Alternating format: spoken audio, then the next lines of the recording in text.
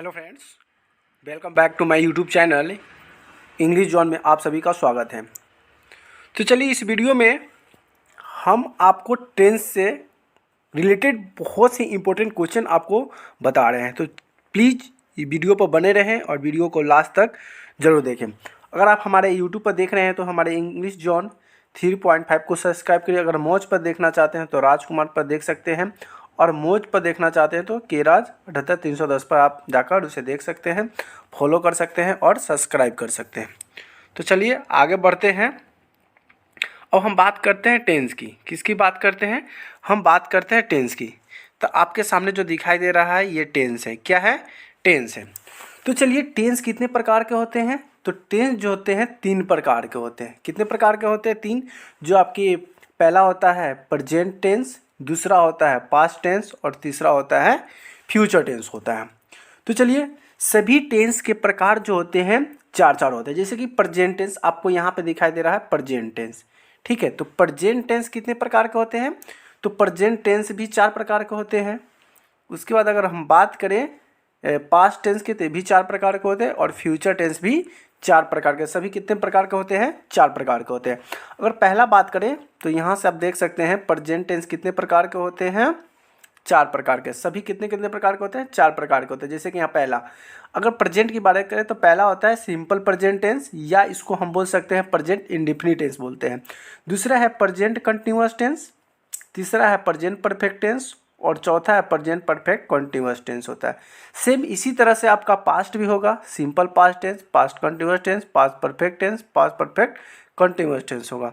Same उसी तरह से अगर फ्यूचर की बात करें तो सिंपल फ्यूचर टेंस हो जाएगा, फ्यूचर कंटिन्यूअस टेंस हो जाएगा, फ्यूचर परफेक्ट हो जाएगा, फ्यूचर परफेक्ट कंटिन्यूअस टेंस हो जाएगा आपका।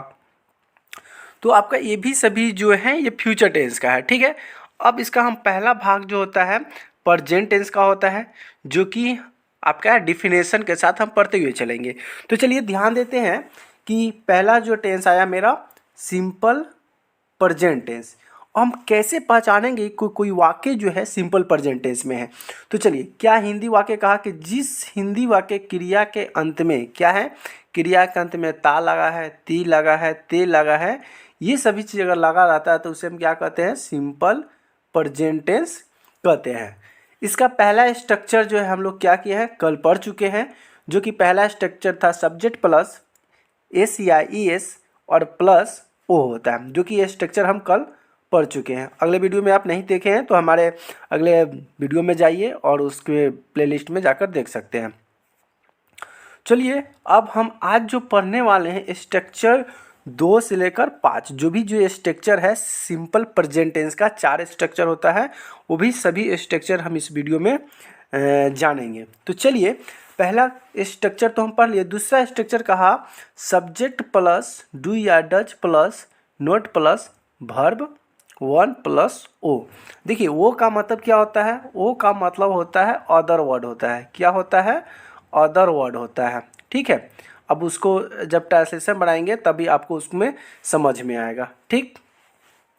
चलिए आगे देखते हैं। अब इसको समझते हैं। अब डू या डज का प्रयोग, जैसे कि डू या डज का प्रयोग होता है यहाँ से शुरू हो जाता है, स्ट्रक्चर 2 से होता है जो डू या डज का प्रयोग शुरू होता है। चलिए डू या डज का प्रयोग हम समझते हैं।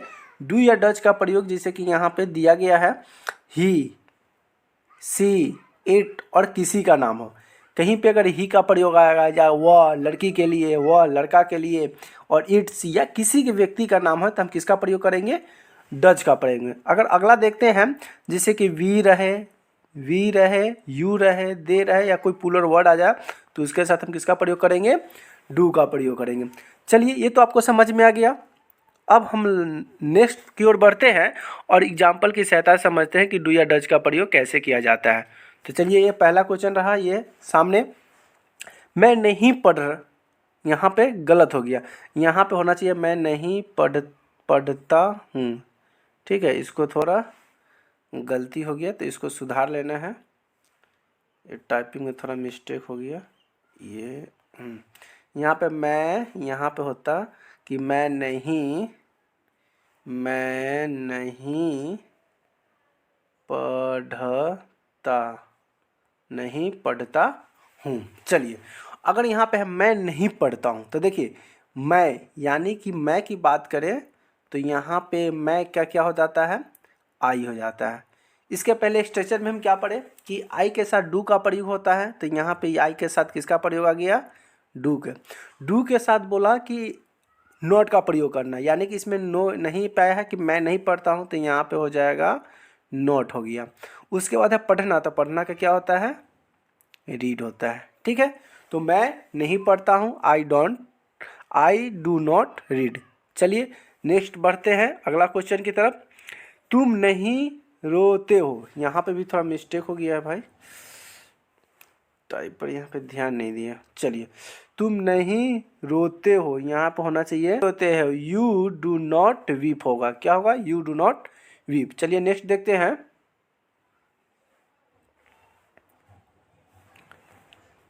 स्कूल नहीं जाती है, क्या है वो, स्कूल नहीं जाती है, तो यहाँ पे हो जाएगा वे नहीं गो टू हंसते हैं स्कूल, क्या है, चलिए वे नहीं हंसते हैं, तो यहाँ पे हो जाएगा वे का क्या होता है, डू होगा, sorry they do not laugh, वे नहीं हंसते हैं, दे डू नॉट लाफ। चलिए अगला देखते हैं।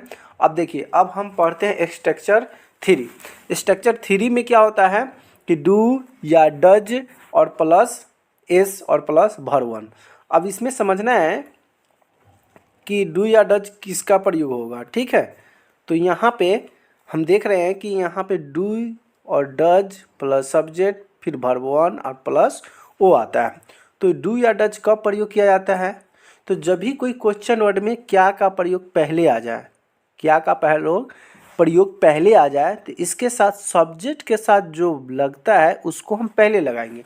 जैसे कि यू के साथ इसके पहले हम बताए हैं कि यू के साथ किसका प्रयोग होता है, डू का प्रयोग होता है, तो हम क्या लिखेंगे, पहले लिखेंगे डू, उसके बाद यहाँ पे सब डू या डज में डू लग गया प्लस एस, एस का मतलब होता है सब्जेक्ट, एस का मतलब क्या होता है, एस का मतलब होता है सब्जेक्ट। तो यहाँ पे यू का हो जाएगा यू मतलब तुम हो गया। चलिए इसको फिर से देखते हैं, जैसे कि बड़ा हो गया, चलिए जैसे कि तुम नहीं पढ़ते हो तो यू डू नॉट रीड, और यहाँ पे लिखा हुआ नहीं है, यहाँ पे छूट गया, तो चलिए इसको हम बनाते हैं। क्या है कि तुम नहीं पढ़ते हो, क्या है, तुम नहीं पढ़ते हो, तो यहाँ पे हो जाएगा डू यू तुम पढ़ते हो तो डू यू रीड, और क्वेश्चन वर्ड, क्वेश्चन मार्क लगाना ना भूलिएगा, क्योंकि लास्ट में जब क्वेश्चन आपसे कोई पूछे तो उसके साथ क्वेश्चन मार्क लगाते हैं। चलिए अगला क्वेश्चन देखते हैं। क्वेश्चन नंबर 2 कि वे लोग, क्या है, वे लोग झूठ नहीं बोलते हैं, तो वे के साथ किसका प्रयोग होता है, डू का, वे लोग का क्या होता है, डे, तो डू दे टेल और लाई, वे लोग झूठ बोलते हैं तो डू दे टेल और लाई। चलिए अगला क्वेश्चन देखते हैं। चलिए दोनों क्वेश्चन एक बार देख लेते हैं। क्या मैं किताब पढ़ता हूँ, क्या मैं किताब पढ़ता हूँ, तो आई का होता है, मैं का आई हो गया, आई के साथ डू का प्रयोग होता है, तो आई डू रीड बुक। दूसरा है क्या गीता खाना पकाती है, डज गीता कुक फूड। चलिए अगला क्वेश्चन की तरफ देखते हैं। चलिए अब एक स्ट्रक्चर आ गया 4। स्ट्रक्चर 4 में क्या कहता है, स्ट्रक्चर 4 में कहता है कि डू या डज, इसमें क्या आएगा कि नेगेटिव सेंटेंस आएगा। इसके पहले पर है इंट्रोगेटिव जो कि डू या डज का प्रयोग करते हैं, और इसमें हम क्या करेंगे, डू या डज के साथ साथ हम नोट का भी प्रयोग करेंगे। जैसे कि क्या तुम झूठ नहीं बोलते हो, इसमें भी नेगेटिव है कि इसके पहले से पढ़े थे कि क्या तुम झूठ बोलते हो, और इस वाले सेंटेंस में आ गया कि क्या तुम झूठ नहीं बोलते हो। तो देखिए यहाँ पे बनाने का नियम पहले समझना है कि यहाँ पे सबसे पहले डू का प्रयोग हो गया, यानी कि स्ट्रक्चर क्या कहता है, एक स्ट्रक्चर कहता है कि सबसे पहले डू या does plus subject plus not plus verb 1 plus O, यानी कि सब्जेक्ट के साथ डू या डज लगे उसका प्रयोग करेंगे, तो सब्जेक्ट के साथ यू है, यू के साथ डू का प्रयोग किया। चलिए यहाँ तक समझ गए। उसके नोट लगाना है, जब आपके वाक्य में अगर नो नहीं है तब इसके साथ नोट लगाना है। अब यहाँ पे नोट का वर्ब होगा, बोलना क्या है, वर्ब है, तो टेल हो गया, टॉल मतलब बोलना। अब यहाँ पे हो गया झूठ बोलने की बात है, तो लाई मतलब झूठ बोलना था। You do not tell a lie, यानी कि तुम झूठ नहीं बोलते हो। चलिए अगला क्वेश्चन देखते हैं। अब अगला क्वेश्चन है कि क्या बच्चे झूठ नहीं बोलते हैं? क्या बच्चे झूठ नहीं बोलते? तो देखिए बच्चे क्या प्लुरल है, तो इसके साथ किसका प्रयोग होगा? डज का। तो डज द चिल्ड्रेन, क्या होगा? Does the children not tell a lie. चलिए अगला क्वेश्चन देखते हैं। ये अगला क्वेश्चन रहा।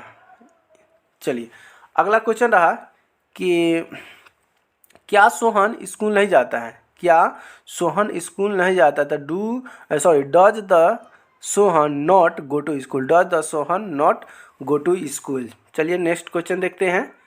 और ये आखिरी स्ट्रक्चर है जो कि बहुत ही इम्पोर्टेंट होता है। जब भी हम कोई पढ़ते सवाल जवाब करते हैं तो बच्चे अधिकतर जो होते हैं इस क्वेश्चन में फंस जाते हैं। तो सबसे पहले क्वेश्चन सॉल्व करने से पहले आपको ये वाले चीज़ जो होता है ये ध्यान रखना पड़ेगा। क्या है? ये क्वेश्चन वर्ड क्या क्या होता है उसको भी हम समझते हैं क्वेश्चन वर्ड के बारे में। तो चलिए देखते हैं क्वेश्चन वर्ड को।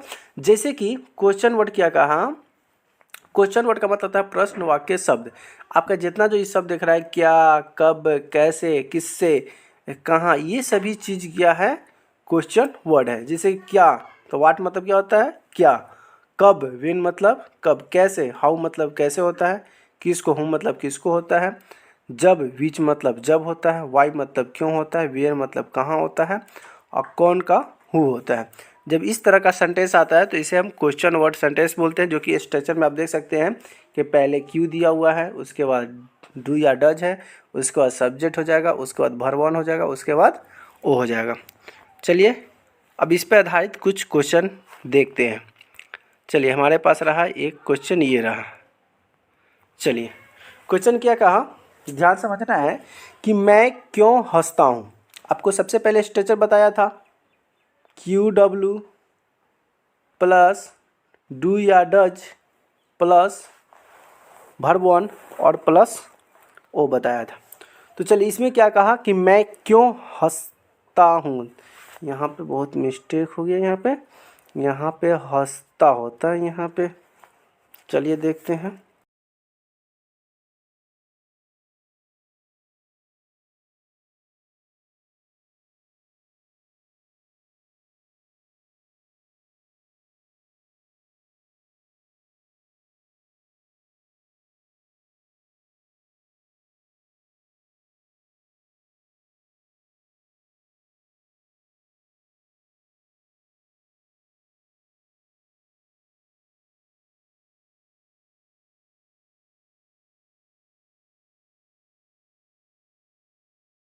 क्यों हंसता है, सॉरी मैं क्यों हंसता हूँ। तो देखिए ये क्वेश्चन और हो गया क्यों, तो यहाँ पे वाई हो जाएगा, उसके बाद होगा वाई डू आई लाफ, मैं क्यों हंसता हूँ। नेक्स्ट क्वेश्चन है तुम कहाँ रहते हो, तुम कहाँ रहते हो।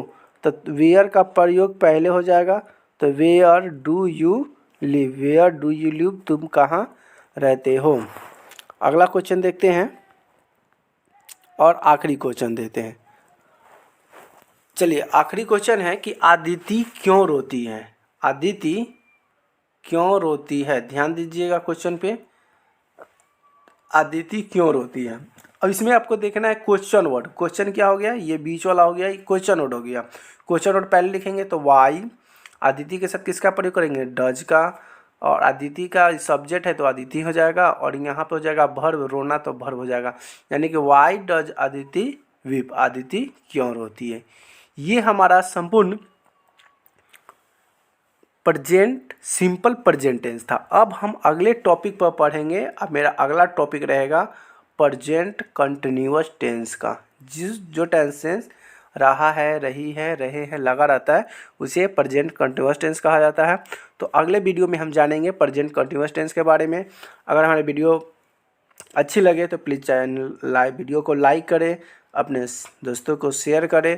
अगर चैनल पे नए हैं तो प्लीज़ चैनल को सब्सक्राइब करना मत भूलें। English John 3.5। चलिए इसके लिए आपका वीडियो देखने के लिए बहुत बहुत धन्यवाद।